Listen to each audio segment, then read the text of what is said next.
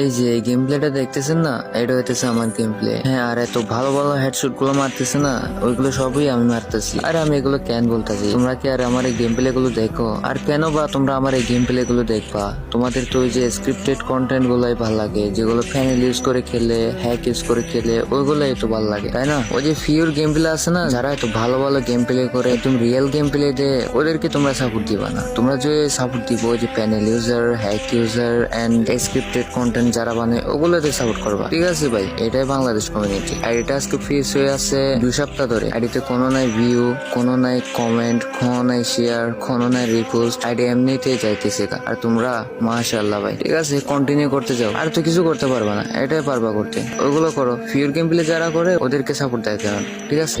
আল্লাহ হাফেজ।